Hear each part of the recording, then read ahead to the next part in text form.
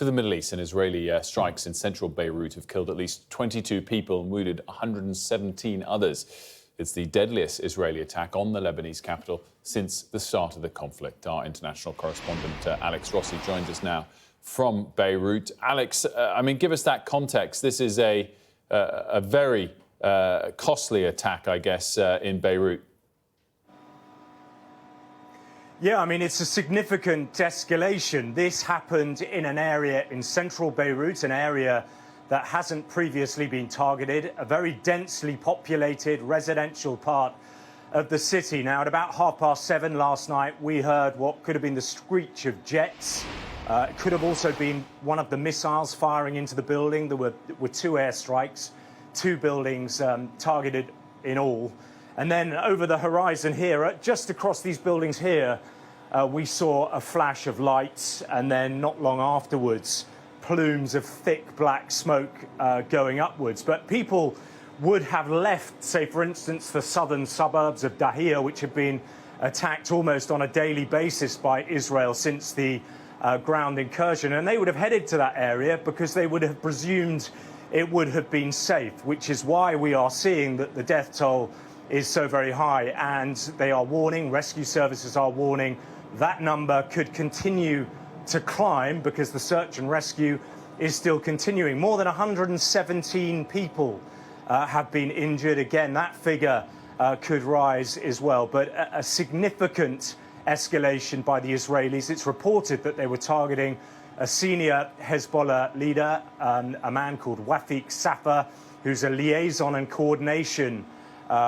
leader for the group. He would have been involved in dealing, being an intermediary between Hezbollah and kind of the outside world. He's on the US sanctions list, but we have heard from Hezbollah sources that he survived the attack. But, this was an airstrike in a very densely populated area of the capital here in Beirut.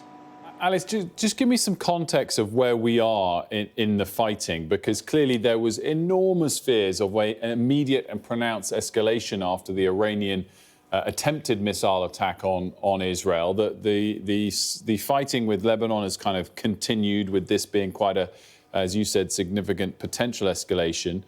Why haven't we seen a response from Israel specifically to Iran yet? And is that still thought to be imminent? Well, the Israelis have always said, they've always maintained that the response, and they say they are threatening, it will come, but will be done at their own time. We've heard from the Defense Minister, Yoav Gallant, in the last few days saying it will be lethal, precise and deadly. So they are keeping up, I suppose, that campaign to a certain extent of psychological warfare on the Iranians, keeping them guessing. But there was a Security Cabinet meeting yesterday with the Israeli government, and now it's really up to Prime Minister Netanyahu to decide the time and place of those strikes. But certainly it will come, and the danger and fear here in the region is that it will be another escalation on that ladder of escalation and will lead to a response from the Iranians. Now, the Iranians have said that any Israeli attack on that country will lead them to attack back. And as you can see, it doesn't take much for that to spiral into a proper regional war. That's the big fear.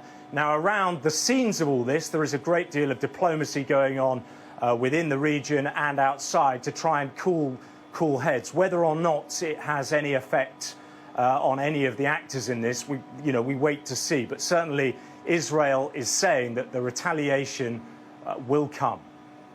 Alex Rossi, thanks so much.